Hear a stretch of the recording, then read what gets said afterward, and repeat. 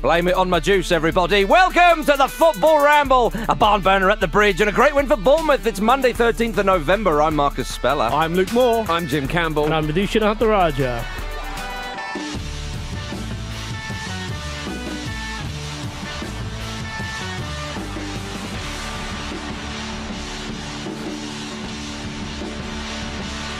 Monday again, everybody, but fear not, we're with you. And we've got a great show, thanks to the Premier League and all its juicy action. Jim Campbell, I don't want to get any of the pleasantries done. I want to go straight in with your highlight of the weekend. There was lots to choose from, damn you. Before he does it, should we just all take a moment to thank the Premier League for what it's done for us this weekend? What a send-off before we go into the international break. The glory of the international break. Exactly. It's beginning to compete with that international break with this kind of stuff. Waved off at the dock in wonderful style. Yeah. It feels a little bit like with the international break coming up, it feels like we're going to the worst parents' house, aren't we? Big time. Yeah. Enough. Jim, your highlight of the weekend. My highlight of the weekend. Come on. I went to the game at the Emirates. Young Aaron Ramsey came on for Burnley. As that was announced, there was a little quiet moment of confusion while everyone realised, and then very quickly a chant of, "You're just a shit Aaron Ramsey." Very childish, not as clever as it thinks it is, and I enjoyed it a lot. Supportive of a young guy just trying to find his way in the world. Absolutely. Yeah. Very highly rated. I wish him all the best. Oi, it's University of Life down at the Emirates. Oh, He's absolutely. got to learn. Absolutely. He's got to learn. Exactly. When is the naming rights up, Jim? Good question. By the way. What, for Aaron Ramsey? No. Anyone could just name himself. I think so, yeah. Yeah. They keep remaking Aaron Ramsey's now, don't they? They do, yeah. Just give me a team full of Aaron Ramseys. Yeah, they went Number close with that. one is Aaron Ramsey. You could have had Aaron Ramsdale. True, could have. It's not the same name, though, is it? No. And he's not number one, though, is he? Famously. Yeah. Well, he is, but, Yeah. only by shirt. I think every time he goes into an office where it's just him and Mikel Arteta, he is. I see. And everywhere else in the world, he's not. That's a shame, isn't it? I know, yeah. But there we are. It was a win for Arsenal, nonetheless. Vidushan, your highlight of the weekend. My highlight of the weekend comes from Norway, where Lyn 1896 FK missed out on promotion into the second tier of Norwegian football by a single goal. They did. Having won their last game of the season 10-1. Yeah. What, they needed to win by 10 clear goals? They did, yeah, against Fram. That's dodgy, isn't it? I'm just saying, if this was Plateau United Feeders or Police Machine FC, questions will be asked. Yeah. So what was the Hang on, team Jim. they were They playing? did score about a fifth of the goals, though, that Police Machine scored. yeah, that's true. Yeah. Yeah. But you are right, You though. learn, don't you? You learn from the mistakes of others. Indeed. Is there any suspicion that this is a little bit... I didn't, why? I didn't see any, no. I mean, they said it couldn't be done, and it wasn't done. Well, that's the thing, isn't it? Yeah. So who were they playing? They were playing Fram Larvik. That does sound like an individual, doesn't it? Which makes it a lot less like impressive. Keith in Scotland. Yeah, Yeah. absolutely, yeah. Amazing that Big Fran managed to get on the score sheet. Yeah. Imagine we went 1-0 up. Yeah, well, I'm knackered. It couldn't be from a corner. Well, I was about to say, what a goal it was. It's either an absolute hooper. I haven't seen it, but it must have been. Yeah, it wasn't, though, we should say. I think they scored after about 2 or 3-0 down. So it wasn't like they were 10-0 up and they were dancing and they nicked in, which would have been superb. Yeah.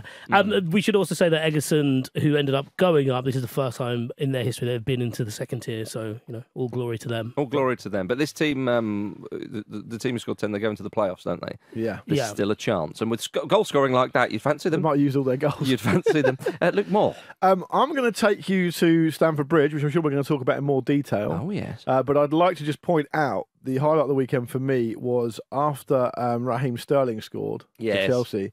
Nico Jackson tried to force him to celebrate in front of the City fans. Yes, I love that. And he didn't want to. No. It was great. It was great. He's like, I've just scored a hat-trick. Go on, do what I do. It's great. Do we need to cover the game now? You've sort of summed That's it the all main up bit. there. That is the main bit. That is the main bit. Quickly, if I may have a highlight before we go to that great game. I'm worried it's going to be a bit of an anticlimax. What is so anticlimatical about a goal? You tell me. Yeah. It was Raul Jimenez's goal. Unbelievable. Touted him for England in the WhatsApp group. Got 1 in 14. Don't even want him. Even if we could have him, which we can't, we don't want him. That's not. He's got over 100 caps, I think, for Mexico. Are you One of the reasons why we can't have him. Look, it was lovely for him to stop the rocks. He's got 100 caps from Mexico will be the opening line in the turn down of the appeal of why he can't play for England. It was just lovely to see him scoring again because it's been a while. Yeah, we can all agree. I think we can agree with that, can't we, Vish? Even a hard-hearted bastard like you. Yeah. Exactly. Let's go to the bridge then. Chelsea 4, Manchester City 4. It's the second time in as many games that Chelsea have scored 4 goals in the Premier League. They were playing against 11, though, this time, and it shows you what you can do against them if you do keep everybody on the pitch. But the two players at the centre of it all for Chelsea were Raheem Sterling and Cole Palmer, who came back to haunt Manchester. It was a great game, though, Vish. How could you just throw some thoughts in the air about this one? Lovely and chaotic. Some Chelsea fans have made the point that they end up playing like their opponents, and at times it did seem like that yesterday. Like they're kind of Kirby-like. They kind of suck people in and spit them out, and which would also explain some of the more rubbish results they've had this season. But I had so much fun. Yeah, I was annoyed at the referee for different reasons this time, for blowing the half-time and then full-time whistle. Just keep it going. Were you as annoyed as Poch was? Cucurella was fuming as well. Yeah, I mean, the Poch thing was brilliant, wasn't it? And he quickly apologised after it. But, obviously, because Cucurella was on the break, or Chelsea probably were on the break.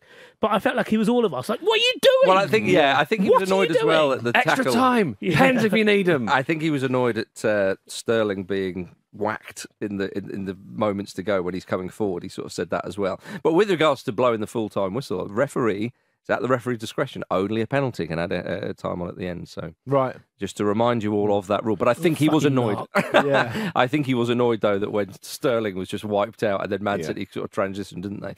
But it was a great game, Jim. You can't deny it. It's just banger after banger from Chelsea at the moment, isn't it? I was about to say, if they carry on like this, they're going to start to become a genuinely popular club. Yeah, it's weird, isn't it? Yeah. Although I think there's a sense that they might be a sort of a bit of a useful idiot in terms of where the title ends up going, because they really raise it against the top six.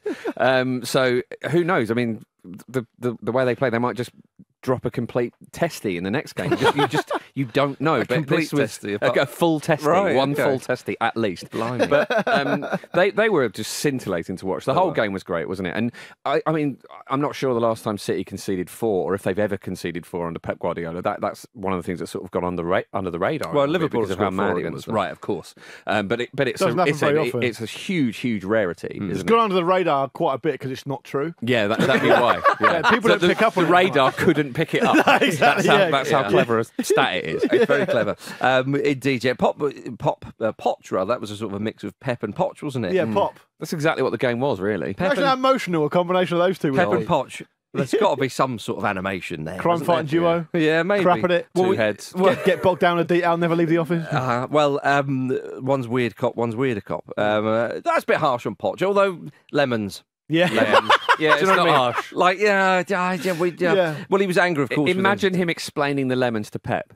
Yeah. Be there for hours. Oh, my goodness. Pep would be fully erect the whole time. He'd look at the ball and be like, have you thought about placing 2 here, 3 here, and then 4 just spread across the front? Don't touch my lemons. That's not what it's about. That's not what it's about. You're not allowed to touch my lemons. Yeah, now I need to get new lemons. Well, Poch didn't shake Pep's hand as a result of him having a go at Anthony Taylor at the end of the game. And when Pep was asked about this, he said, no, it's not a problem. I don't want to talk one word about that. It's fine. I don't want you to misunderstand me. It's completely fine. So that's that. Yeah. Great. That's someone who understands football discourse in this country, doesn't he? Yeah. Sounds like someone whose partner has decided to leave them. Simple as that. Yeah. It's completely fine. Not another word! Yeah, I'm on the phone to the locksmith. Which reminds me of the greatest ever comedy line in Police Story with Leslie Nielsen. No, it's not. It's Police Squad. Sorry, yeah. Police Squad. Leslie Nielsen. Done a Keystone Cops there. Who are you and how'd you get in here? I'm a locksmith and I'm a locksmith. Yeah. But back to the football, though, everybody. We have to start somewhere, and why not with young Palmer, who's at the centre of attention of a lot of it. Scored a lovely penalty, of course. And talking of celebration, we talked about Sterling's there, but Jim, what about that one he did? Clearly, from where I was sitting, I'm sure a lot of people thought it was kind of like, well, you let me go. Yeah, this is what I'm going to do. Yeah. I'm pretty good. What do you expect me to do? Is essentially what it said, wasn't it? What did you expect? Exactly, yeah. And he nearly scored the goal of the game when he danced through. Beautiful feet, Vish. Yeah. That was, a lot of times when younger players... That was like a young Vithushan Hantharajah, if I may. Well, I was fatter. That situation you get sometimes at clubs where they promote a kid to train with the first team, and one of the nuggets that always comes about is, oh yeah, well, like he got the ball and then dribbled past everyone, and we were all in shock. And then he goes and does it in a game. Yeah.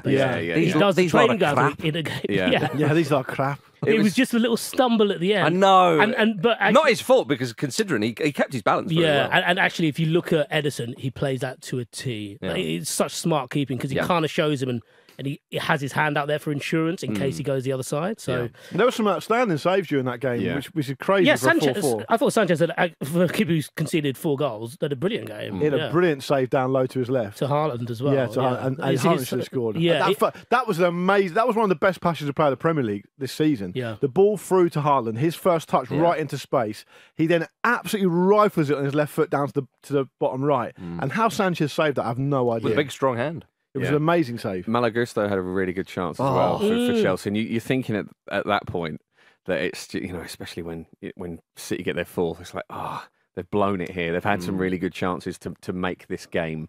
One of the sort of real memorable games of the Premier League, because I think if City leave with all the points, it becomes a really, really good contest, but one where you think it's probably ultimately not going to have much of a bearing on what happens over the season because City is so relentless. But them going and getting that equaliser is what really cements nerveless this. as well. It was nerveless from the young man, wasn't it? It really was. There was just so much on display, wasn't there? All sorts of types of goals as well as Haaland scored one with his nuts. I have never scored. I have never scored with my balls before, so that's a milestone. And it got me thinking. That's what he said, by the way. And it got me thinking that, you've definitely scored before, you big cojones. So we knew that wasn't you saying it. No. It makes me think that, like, in terms of the human anatomy, you've got 2 feet, and people score with their feet all the time. There's 2 of them. You've got 2 hands. You can't score with your hands or your arms. That's ruled out. You've got 2 nuts and 1 head. You should use your bollocks more. People score loads of goals with their head. It should be more goals. There's 22 bollocks on display all the time. You're not taking into account not on display. The size, though, are you? Well, all right. Size is a part of it. Bum cheeks, a part then. of it. I agree with that. Yeah. I do agree with that. More likely. I feel like, if Ronaldinho was playing, he would go, all right. Yeah. Challenge accepted. Ronaldinho was brilliant at a fairly long-range pass off the chest, wasn't he, if he had the space? Yeah, so like maybe Haaland will start Yeah. trying to score with weird body parts now. I like the thing about Haaland is that he's amazing at everything, obviously, but he's got a real old-fashioned striker energy to him. Yeah. And that goal he scored there with his nuts, it was a really old-fashioned striker's mentality of, right, everything's going in the net. Yeah. Everything is going Totally. in the net. And everything ended up in the net, and no one can stop it. Whatever happens, at worst, the referee has to make a decision here. And I was almost close to quitting football. If they had called a handball for his elbow on that, I'd have been like, well, what's the fucking point? Yeah, so you're not officially retired. No, I'm still here, Thank goodness guys. for that. Yeah. Thank goodness, That's a great point about Haaland because for all, Man City's prettiness, I suppose, with their football, he's very unpretentious. Like, he doesn't care how he looks as long as the ball's in the net. It's ruthless. Yeah. Did you see that Palmer tried to scuff the penalty spot before Haaland took his spot? I've always And then took one at that same penalty spot. Oh, God, that would have been So it could good, have wouldn't it? backfired. That would have been quite funny. Yeah. Who's done? Oh, that was me. Why did play? I mean, why is this? Because scuffing the penalty spot is something that seems to happen all the time now, and we all know about it. Yeah. And the referees never seem to concentrate on it. Well, they often have a lot to break up, don't they? It should be a yellow card, shouldn't it? People are kicking off, and maybe it's something for the line. no, you can get booked for that. Yeah, that's what I'm saying. You know, I was thinking, like, if I was, if I was the attacking team, we got a penalty, and someone was trying to scuff the spot. The way to avoid it would be to sit on the penalty spot. Well, that's what some referees stand on it sometimes. Now. Yeah, It's and they getting fuck that it up. bad. But some players do. I think I forget who it was. Might have been in a Liverpool game when Liverpool got penalty. Well, whoever it was, doesn't matter. And they stood on the spot. And the opposition player was trying to nudge him off to try and scuff the spot. Yeah. Everybody protect the spot. Was it a penalty though? There was a contentious one on Haaland. Yeah, with Kukurea. Well, I mean, I was talking to producer Rory about this. I think has he got the answer? He was saying it's a nailed-on penalty. There's no issue. I don't know what Carragher's talking about. I was kind of thinking that it's a case that Haaland grabs Kukurea before the referee looks at it, as Carragher was saying, and then obviously Kukurea kind of pulls Haaland back because it's a mismatch physically. Mm-hmm. But actually, I don't know. I think it probably was. I think the action itself was a penalty. It depends on how you interpret what happened just before it. But that could have easily been interpreted as like two people jostling for position, which I think is probably fine. I think what happens a lot in football, actually, on this note, is that far too often the stronger player just gets punished. Yeah, I know what you mean. And there's a coming together. And what will happen is, more often than not, it'll be in the middle of the pitch, 2 players running for the ball, shoulder to shoulder, one goes down and they gets a free kick. What they should be doing, in my view, is saying, look, as long as your elbow isn't above your shoulder, just crack on. Yeah. Just do whatever. They're both professional athletes. They should be strong. One's going to be stronger than the other. Being stronger is an advantage, to a large extent you've earned. So there's no reason to punish it. On that particular instance, it was a physical mismatch. I don't really know why Cucurella, who I think the jury's out on anyway, really as a player at that level, is being asked to match up with someone like Haaland. I think it's a weird one. It's clever from Haaland to get in that position, I suppose. I'm always surprised when players pull shirts in the box in particular, because the advantage you gain from it, it's to get that advantage, you essentially give the opposing player an advantage, which is that they're being fouled. With VAR, you're never going to get away with it either. But people have got away with that for decades. Not with VAR, though. No, but old habits die hard. And I think a defender always likes, Ferdinand said that, didn't he? And many others. You like to have a feel of the striker, just know where he is, so you can watch the ball, but you know where the guy is. Yeah. And if he runs, you're naturally just going to hold him back. And, these things can happen. But you're right. I don't like to see defenders holding strikers and whatnot, and those kind of rugby tackles that we sometimes see. So it is good that VAR often points these out. That one, I'll be honest with you, I'm not sure. I'm glad I wasn't involved in the decision making. More often than not, when a defender is doing what you're describing there, it's because they're on the wrong side, they're in a bad position. Well, there's that as well. Well, and sometimes they're ball watching as well, too long, of course, which is a temptation for us all, quite frankly, Luke Moore. Or you're up against a marauding Viking, and what the hell else are you going to do? You're just trying anything to stop him. There's an element of that. There's an element like, he's a little bit churlish to be criticising people against a kind of physical specimen like that. Talking of old things, what about Thiago Silva, Luke Moore? He just goes Amazing. on and on. Amazing. Incredible. What did Peter Drury shout when he scored? That grand old man! He also shouted about Cole Palmer, a boy at City at Chelsea. City's boy, Chelsea's man, or something. Like that, Very good. It's good, but it also gives you a lot to think about. Yeah. When you're watching. That's the point. Yeah, I suppose. And then you're off to the next thing. Yeah. Also, commentators like that pre-prepare lines. I feel like that game allowed him to use everything he prepared. He's going to have a lot of creative thinking this week. Yeah, he's like, I've used all of it. Yeah, well, thank God it's the international break. Yeah. I did think with Thiago Silva, there was a great bit at the beginning where they obviously focused on before the game had even begun, they focused on the key players involved, and they went from Haaland, Haaland on screen, to Thiago Silva, and it's a little bit like, in those monster disaster films where it's always like the old man who's like, I've seen this before. He comes in and basically tells him how to defeat him. It felt like that with Thiago Silva. Yeah. Oh man, it was a glorious game of football. There's no two ways about that. I mean, there was some amazing defending on display, by which I mean shit. Yes, but we like that as you neutral. necessarily have to have that if you want to have a 4-all, Yeah, glorious stuff. And again with Chelsea, you summed up quite well earlier on. We think they're good, but we just don't know. Let's see how they get on in the next few games. I like it. I like that Jim called them useful idiots. That's good. That'll do. That is quite good, isn't it?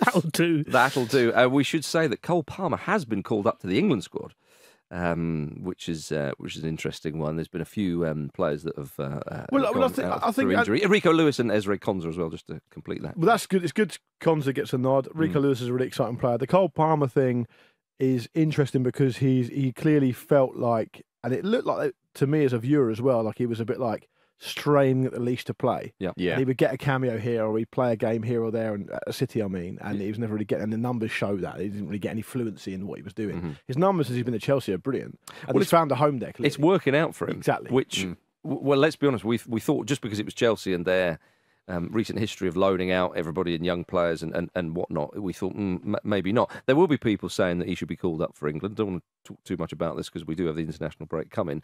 But of course, Sterling's not in the England squad as well. You can't pick everybody. No, absolutely. I mean, Palmer said after the game that he doesn't particularly focus on his technique for penalties. I was like, you don't, shut up. Don't say that. I feel Gareth being sick into his sleeve there. Yeah, I can hear the Curb Your Enthusiasm music playing already.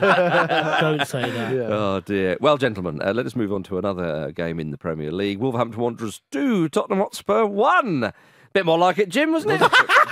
More like it, yeah. Normal service will be goal. resumed. Sarabia's goal, It's a beauty. though. I mean, to control. Which did you prefer, the touch or the finish? I think the You touch. can pick either one. Yeah. Doesn't matter. How often do you volley a touch to tee up a volley? I think It's incredible that stuff. touch was just it was like a little gazelle the way he flicked it Yeah. up. But like a karate gazelle. I'll tell you who it reminded me of, and you'll be into this. Marcelo Salah. Correct. Yeah. Oh, love that. Love that. It was Salah-esque. Absolutely glorious. Finally a 90s reference we can get behind. Younger listeners won't know that Marcelo Salas was a player who could fly. Yeah. So as he skipped, he would sort of hang around, and then the ball would just attach itself to his foot. Yeah. And he scored another volley. It was the only one. It was actually quite Zidane-esque touch. Could be. Zidane would be as regularly that far forward and playing with that kind of speed. Yeah. He was much more graceful, obviously, but it was an incredible guy. I mean, it was an amazing turnaround, and I think this game was interesting because we talked about it on Friday, saying that Spurs have got so many players out. Yeah. You wonder how they're going to deal with that. You wonder how they're going to deal with the drop off because the depth of squad isn't great, and then they score so early. Well, I mean, Brennan Johnson coming in. I know he's played a bit for them this season, but he's not a bad player. Yeah, Brennan Johnson and Kulusevski is a very, very good. But you're not worried about that. That's not the area of the pitch I'm talking about. No. The area of the pitch I'm talking about is playing with Ben Davies and Erik Dyer as centre backs when you like to play a really high line. It clearly facilitates some kind of adjustment in how you play. And Højbjerg in midfield, even These are experienced players. They are, but you've got. No one's suggesting they're not. Davis, Dyer, Højbjerg, all experienced international These are players. people with a trade. They are people with a trade. But it's not about that. It's about the job that Postecoglou's asking them to do and slotting into the way that Spurs play, which is very dynamic. But both of those goals, it wasn't as if they were caught on a high line. They did really well. I mean, they were nearly there. Eventually, I'll get there. Yeah. I was going to say they actually did pretty well. Yeah. Like, it was unfortunate the way that they come on the end of a difficult one, and Gary O'Neill's speech afterwards in the dressing room, which went around the internet, was incredible. It's a great result for Wolves. They're clearly a very capable team, and even with all the attention Gary O'Neill's getting, they're still kind of going below the radar a wee bit. And I think Wolves did it without their best player as well, didn't they? Because I think Neto's out. So it was just an interesting game all round, really. Well, it was. And Wolves, they're in 12th on 15 points after, it was a bit of a shaky start and new manager coming in and whatnot. People were concerned about them in terms of relegation. I mean, that seems crazy now, even though, 15 points actually, Luton are on 6th and they're in 18th. But it was, we saw them beat Man City, of course, Vish, and another great scalp against Tottenham Hotspur. Gary O'Neill said, "It was the most proud I've been of a group I've coached. I tried to make the team resemble me, but I was never good enough to produce a performance like that." Which is very sweet, and I suppose one of the underrated characteristics of a manager is humility, isn't it? Yeah. And self-awareness, and I quite rate him for that. He comes across really well, doesn't he, Gary O'Neill? I mean, that Sky... I actually wondered if the Sky thing would be the bad thing, kind of that's when he falls over. Right. Because... Almost like a Manager of the Month award type thing. Yeah. But, a bit of Phil Brown, centre circle or on the pitch, half-time team talk. Maybe not. Well, with the worst tan, we will have Phil Brown's tan, didn't we? But I did think that, you said that Spurs did quite well up to the point and were beaten by quality. Even Sarabia's pass through to Lamina was just a brilliant bit of ingenuity there when maybe other players would have just chosen to cross it because that's the safer, easier option. Certainly the higher percentage play. But I think Spurs, in part because of the personnel, fell back into Conte. I saw a lot of Conte era, even Mourinho era stuff there in terms of they were just a little bit too passive. And I appreciate it's because of the injuries. And by the end, Son and Kulusevski looked shattered because they had to have an outlet there and they just couldn't quite rouse themselves. But I think they invited pressure onto themselves a bit. I think that team 2 weeks ago gets a second, pushes for a third. They only created one clear-cut opportunity in the back end of that second half, and that was when Son kind of stuttered going through and ended up having to pull a shot. I can't remember where it went at the end, but it looked like he had a proper clean opening on goal and then he messed it up. And you talk about, you guys mentioned, I think fairly, the idea of Kulusevski and Son and Johnson all being good players and Richarlison if he was fit as well. You got these kind of, Richarlison was like 50 million quid or something. But you look at the players they have to rely on even going forward towards the end of a difficult, busy game away from home. They're bringing on Brian Hill and Giovanni Lo Celso, who are players who've really been seen to be surplus to requirements and gone out on loan elsewhere. So it's still, because they've had such an exciting start, it's easy to forget there's still a project to be done. Postecoglou's still there very early on. It's very early days for him and stuff. So yeah, I think the credit should go to Wolves though, because they've actually been decent, and I'm really pleased for Gary O'Neill, as you guys all know. Yeah, definitely. And I mean, it was the winning goal, Luke, for seasoned Ramble listeners, you'd call it a slip and a brush, wouldn't you? I would call it definitely a brush. Yeah. Mary Lamina brush. He learned that at Southampton. Did he? That was Sarabia again, wasn't it? With the assist, I think. Yeah. And it was definitely a slip and a brush. And what that does for Wolves is suddenly Molineux has an air of a place of, we don't want to go there. Spurs have lost there. Man City have lost there. And so when teams go there, they'll be aware of that. And Wolves fans, there's a little bit of expectation. There's suddenly a little bit of, I suppose goes with the expectation, but that atmosphere builds and so on. They're having a good time. I mean, the scenes were incredible there. So they're a side to be watched because they do produce some great moments, and they've struggled for scoring goals. But when you score 2 late goals like that, the confidence it gives you. Well, they've got a really good balance, haven't they? And I think, as Luke alluded to earlier, they were perhaps unfairly and maybe prematurely lumped in with relegation candidates. And I think that's because there's been sort of so much upheaval there recently that nobody, even the fans, possibly even the players themselves, really knew what to expect from them. They really knew what their level was, and it's clearly a lot higher than we expected. I just want a quick word for Hwang Hee-chan as well. He scored a lot of goals. No one really talks about him. He's got 6 Premier League goals now, I think. Well, he's had some lovely moments this season. He really has. I mean, he scored as many goals like Ollie Watkins, who people talk about all the time. And Isaac, I think. We'll get him in for England then. Yeah, and Isaac. Yeah, well, there you go. Exactly, mate. Get them all in. He could partner Jimenez, couldn't he? He could. I'm starting to worry if you don't know what the England thing is. People have pinched our players. But I just wanted to say also, it's a weird situation in retrospect that Bournemouth have got rid of O'Neill to bring in Iraola, who I know they won at the weekend. Well, we'll talk about them in the second half. But generally speaking, I mean, Gary O'Neill did nothing wrong at Bournemouth. No. I think he won 5 out of 7 in the run-in to rescue them and save them. Well, and now he's doing great at Wolves. It's good for him. It's good to see, very much so. Well, they did lose to Sheffield United last time. They did, yeah. So, of course, that was Spurs' second straight defeat. But we did see Ange Postecoglou pick up his 3rd straight Manager of the Month award. There we go. Cleaning up, I thought you were going to say 3rd straight book in there. But no. Maybe. Although that result, as BBC Sport revealed on X, leaves Manchester United as the most informed team in the league right now, having picked up more points over the last 5 games than any other team. We asked on, I think it was Friday, does the league table ever lie? Well, there's evidence that it does. Well, Vish, this time last week, Vish wanted to fold the club. Yeah. Also, there's 6. Ten Hag has become like the quickest manager to 50, or like second quickest manager to 50 victories ever, or something like that. Oh, quickest ever. So, like 2 weeks ago, it was like their worst run since the Cretaceous period. What's going on? Yeah, it's confusing. We don't have time to answer. It's a proper eschapating set of results, isn't it, over the last... It's a head scratcher, mate. Yeah. It is a head scratcher. It is a head scratcher. Everybody, before we go for a break, remember to join myself, Pete, Jim and Luke for this Wednesday's Football Ramble, plus an England special with Luke and I out on Thursday, where we'll be discussing who should start for England at the Euros in the summer in Germany. Oh, that's you doing that, is it? I don't remember signing off on that. Really? I look forward to it, though. Good. I'll get researching now. Lovely. It's clear on the side for me from that angle. We're sending spaceships out to the outer colonies of the universe, if such things exist.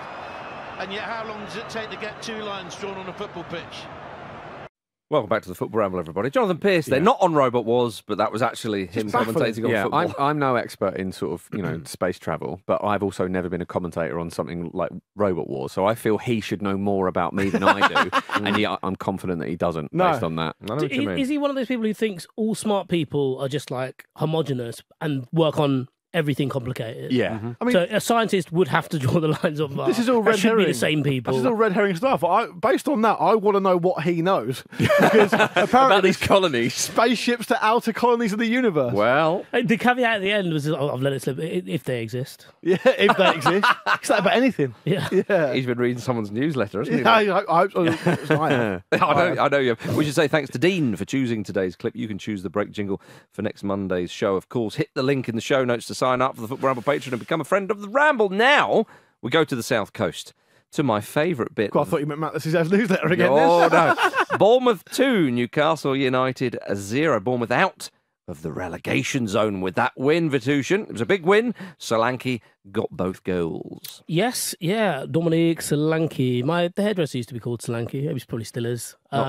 Jonathan Pearce in the studio. What's going on? If such things exist. Yeah. I think we all saw this result coming for Newcastle, but not necessarily. I didn't necessarily see it this early. Why didn't anybody have it in the ACCA? And it's fair, because I wasn't there. Yeah. I would have picked Newcastle. Because they weren't playing Sheffield United at home, so Vish would have picked them. Yeah, I don't reckon we maybe saw it as soon as this, and certainly not against a side who've started so poorly and struggled for goals. And injuries, I suppose, have exacerbated the situation for Newcastle. But they looked devoid of their usual energy. They looked like they were unable to stop Bournemouth playing against them, which hasn't been an issue before because they've at least physically been able to impose themselves. And yeah, it was a bit of I wouldn't say it was a worrying result for Newcastle, despite what a couple of fans might have shouted. Kieran Trippier said they were having a chat. Yeah, they were. Just having a chat and laugh. Yeah. I mean, look, emotions run high. We understand that. And Trippier was basically saying, look, we're depleted with injuries. We are trying. Yeah, I think that's fair enough. I think that is fair enough. But you understand the fans' frustration. They've travelled a long way, blah, blah, blah. I thought it was quite a good exchange, all told. I think everything came out of it quite well. I agree. And I just think I don't want to jump on fans because they get put under enough pressure and get treated badly as it is. But I just kind of feel like... You think they need to pay more, though, don't you? Yeah, I think they first could cough of all, up a bit you've more. had an absolute bargain. Yeah.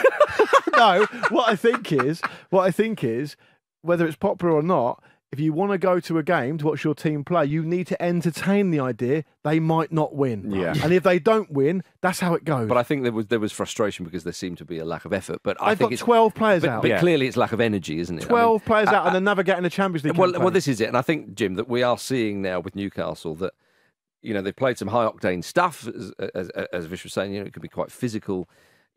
With all those injuries, it's going to take a toll. It is, even absolutely. at this stage in the season. Yeah, Spurs are in a similar situation, aren't they? I don't know if it's quite as many players, but we've seen a lot of teams now having Spurs aren't going to Dortmund, huge and amount of Milan. injuries, though. And it is it's kind of concerning. Maybe it's recency bias, but it feels like there are more clubs with bigger crises than there normally are, and it's probably a knock-on effect of all the sort of squeezed COVID seasons and the World Cup. But it's a shame because we're not seeing the best players on the pitch regularly. But yeah, I think as you say, Vish, there was a sense this was coming, especially because they are stretched so thin, and you know that in a situation like that you're probably going to pick up more injuries because players are overcompensating. I mean, they started with Lewis Miley, 17 years old, really, really highly rated by all accounts, but like a 17-year-old starting in the centre of midfield in an away game. Their like youngest that. ever starter absolutely. in the Premier League, Jim. Newcastle's youngest ever one. That shows you. Absolutely incredible, like the bare bones that they're down to. But I mean, Bournemouth were good for it, and I'm really delighted for Dominic Solanke because he's a player who looked like he might be like firmly entrenched in the Huckabee zone, as we used to call it, for the players that were great in the Championship and couldn't quite do it in the Premier League. But I think he's got 6 goals this season, which is more than he had last season already. It's the same. He's equalled his talent. Right, he's equalled it. He always felt like somebody who just had a little bit missing, and if he could get to that extra level, he would unlock more. And I think we're seeing that now from him, and that's great. Yeah, well, Iriola, the manager, said of him, even if he doesn't score, he gives us a lot of things. It's a pleasure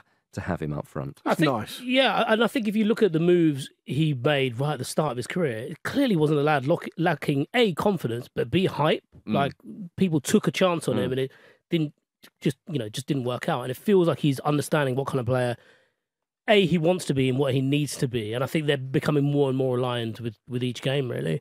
The other thing I should say about the Newcastle situation, and even like link it back to the Trippier stuff, as my brother, a Newcastle fan, stated, they've come a long way since John Carver tried to fight the fans after losing 4-0 to Southampton in 2013. And he's got a point, isn't he? They've come a long way. Not for us, though. I mean, to be fair, that was 10 years ago. Yeah. You know. I mean, it's still a long way. Well, yeah, I mean, Ferguson was still in charge 10 years ago of Man United. That was around the time I saw John Carver cycling on the Thames on a bike with 2 shopping bags on each handlebar. Yeah, why didn't you fight him? Frightening. His calves are massive. Yeah. Well, hence his name. It's the biggest calves I've seen. He's in the top biggest top 3 calves I've seen. Jack Grealish, John Hartson. You've never seen John Hartson's calves I in have. a Toby Calfery. Not in a Toby Calfery. Which is where they really come alive. Toby Calfery. And You can see them John Carver. twitching in anticipation. Yeah. It's where they get replenished. One of them popped up. One of them popped up and had a go at one of the sandwiches. This is my gym. But they have come a long way. There's no two ways about that. Yeah. But it is pleasing for Dominic Solanke. They are quite reliant on his goals, Bournemouth. Believe me, I know what it's like to support a team who relied on a particular man's goals. I think he's got 55% of their goals this season, which is the most share of any player at any club in the league. But he is scoring, and it is good because one can forget. I think did he start out in his professional career at Chelsea, and he played for Liverpool, so he's done the rounds. Went to Liverpool on a tribunal, didn't he? And it didn't work out for him. Right. And then Bournemouth did pay a good amount of money for him. It was around £20 million. Yeah, they did, but they made a few signings, didn't they? Bournemouth. You thought, okay, maybe that might work out, or it's a bit of a gamble. Those kind of players who maybe got an England cap here and there, played for some of the bigger sides, fallen out of favour, but to see him score, it is good. It is good. It's also good to see them bounce back from getting absolutely dicked on by City as well, isn't it? Because a dicking away to City though is kind of like but you've still got to pick yourselves up from it. And we're starting to see Areola kind of like implant these ideas onto Bournemouth now, and I think there was It feels like he and Gary O'Neill are potentially just going to be wrapped up in people's minds together because of what happened with O'Neill. And it would be great for Iraola to just banish that and not be defined by who he's not. And I think that's starting to happen. Eddie Howe still can't beat Bournemouth. No. I'd love Beat PSG. Yeah, exactly. Hey? Easy. Thump Pretty PSG. easily, yeah. I just really like, I don't think it's mentioned enough, actually. I just really like that Justin Kluivert's playing for Bournemouth. I know what you mean. It's like that name is football royalty. Does something to me. It's great. It's great to see. It is great to see.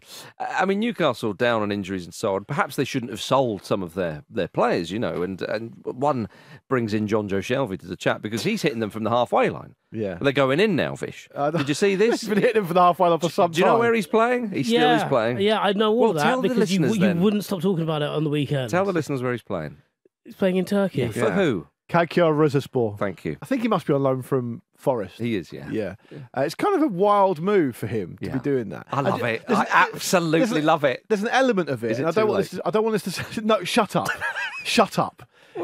Enough. For him to get back in the Prem and re-establish himself as a Premier League player. And then what? Well, who knows? You do the first thing. Hollywood? Yeah. So, and I want to be respectful to Keiko Rizespor, but there's an element to this Why? where... They don't play on a tiny pitch. No, but... yeah. But they do play five-a-side. No, what I was going to say was the glamour of the Premier League is such that even John Joe Shelby just have to say to a club like them, Prem? Yeah. We'll have you. We'll have you. Yeah. I've not had an engine since 2018. But I can still come and do this. The thing is, it's a glorious goal. What can you do? I can get the ball really far. Well, it was better than Kane's goal, which was a great one for Bayern in the halfway line. Was it? Yeah. Oh, yeah.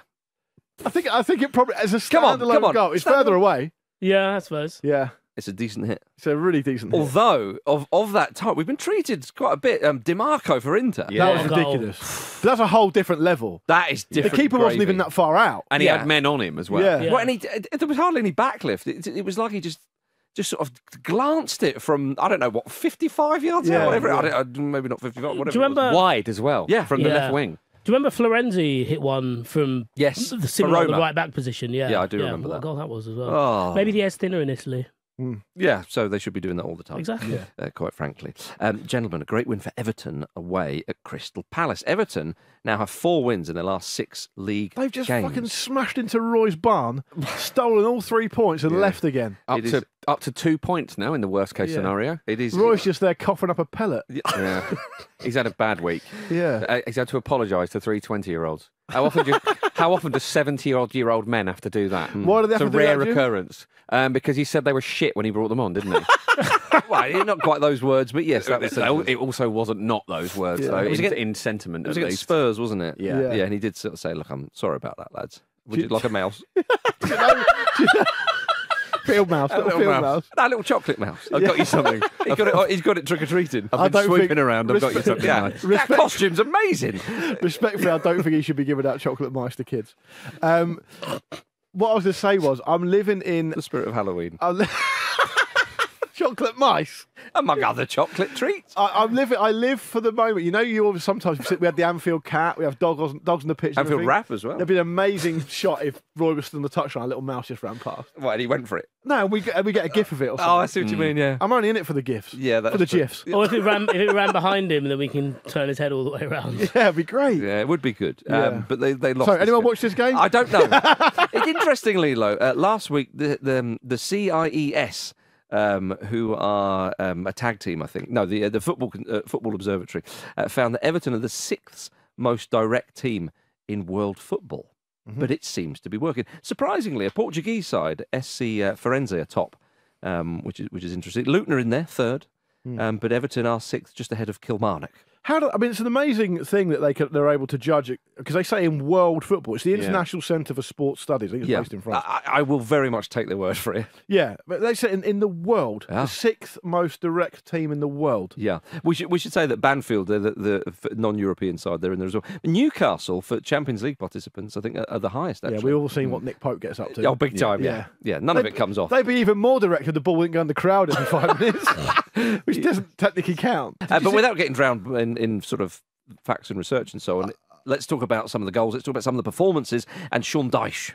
Yes, he's doing really well. He's talked a lot, hasn't he, about having to kind of change everything that happens. And I think culture and mentality. Yeah, and I get the idea that like Sean Dyche is the kind of guy who he does want to be the leader of all he surveys in his kind of football department, and you can kind of see why that would work at a club like Everton, which is basically like a massive bin fire and has been for ages. Well, they just need somebody to come in. They're like, please, if you can, anyone. Yeah.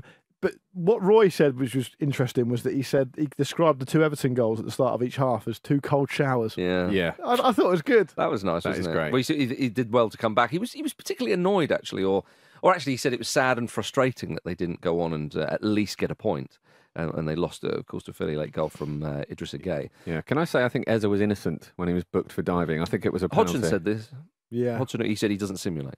The worst dive of the weekend was Jeremy Doku, by the way. Yeah. Yeah, that was a terrible one. Carragher was saying, there's nothing in that. It was a blatant dive. Yeah. Blatant. Well, Carragher's Man City bias, mate. It's true. Well, yeah. Let's start that. But Eze was definitely contact. I think there's an element, I'm pretty sure, correct me if I'm wrong here, that dive that was attributed to being a dive and he got booked for came after he'd already been fouled for a penalty. And I wonder if it was a sense like, oh, come on, you can't have 2. That's mad. Yeah, I mean, look, it's a brilliant win for Everton, and again, we spoke about Wolves. People were very worried about Everton before the start of the season and as the season started, and basically up until a fair few weeks ago, people were thinking, "Blimey, what is going on here?" But now they've put a bit of acceleration on. They're up in 14th, which is the point behind Palace and Wolves, and you'd be surprised, Vish, if they were in a relegation scrap, maybe on this kind of form. Yeah, I suppose it does help that they've got a bit of breathing space between the bottom 3. But I mean, if you look at it, what they're doing now, I feel like they're conceding more goals, but they're also scoring more goals. Yes, yeah. So they got 34 all of last season. They're currently 14 from 12. Third time this season they've scored 3 goals as well. It feels like Dwight McNeil and Harrison on the out wide, 2 wingers who are both direct but do it in very different ways. Like McNeil's very much a kind of come back into the inside. Harrison's always going for the goal line. I think that's that's part of it. They seem that little less predictable. And someone like Doucouré, who we always know is, we always kind of want him to be in the final third a bit more. Mm-hmm. Little things like some of his late runs, the fact that he had a hand in all 3 goals, obviously scored one. Yes, set up Gueye with that pass from the end, and even what Gueye did when he came on. I feel like Everton have been devoid of those kind of runners. Just something positive. Just take a chance. Yeah, right. Just run into the box. And the fact that he was found with Doucouré's left foot as well shows that everyone's playing with a bit more confidence now. And it feels like on the field anyway, there's a very different vibe of the club. Yeah. Their ambition needs to be to move from that in trouble every season into that kind of safe zone. Mid-table. Yeah, between those top 7 or 8 and then the bottom 5. I mean, they have been there. It wasn't that long ago, of course. No. But you're right. But to get back up there, and I mean, it's pleasing as well, Jim, for them that, we mentioned Dominic Calvert-Lewin, understandably so. He did play in this game, but he didn't score. But they scored 3, and it was good to see other people score from them. Yeah, absolutely, because we know that they can't necessarily rely on him through no real fault of his own because he just picks up a lot of injuries. But I wonder if actually seeing a lot of togetherness from Everton at the moment. They look really compact, really difficult to play against. And I wonder if part of it is the galvanising motivation of them having this potential points deduction hanging over them. Now, obviously, it probably won't happen, but from within the club, they have to sort of prepare for that, right? So they are just scrapping and fighting and just making sure that they pick up every single point they can. I can't think of anything else that would focus you more than that. And maybe it's actually weirdly having a positive effect.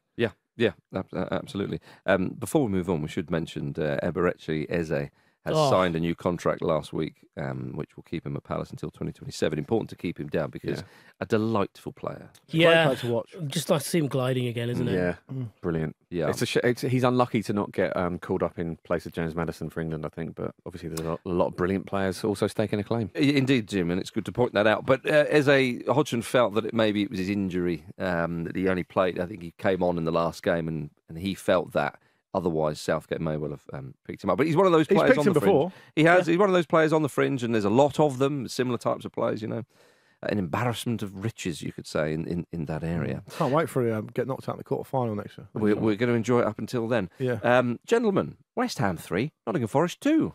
What a game. Good game. West Ham was so much fun. Bad news for those of us who predicted the opposite result, though.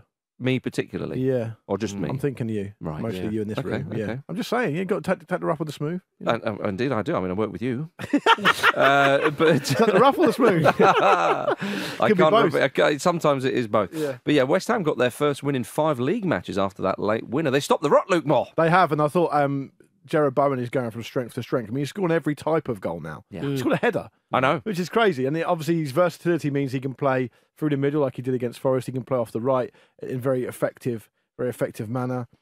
James Ward-Prowse is playing really well as well. I can't understand, this is me saying this, but I can't understand why he's not getting a little look because of his improved form. I think there's a kind of symbolic importance to saying to a player like Ward-Prowse, who's been on the fringe of the England squad. Well, he's been in the England squad. And has played as well, that, he should be acknowledged that he's doing so well. David Moyes said the same thing. David Moyes said that he's just brilliant. And we should be scoring more goals with someone like him in the team. Yeah. And what it does for a team like West Ham, who are never going to be, say, a top 4 side in the current climate, but if you can really nail down those set piece goals, basically like they did against Forest, So valuable. it's massive. It's absolutely it's a huge massive. part of the Because you're game. never out of the game, basically. Yeah.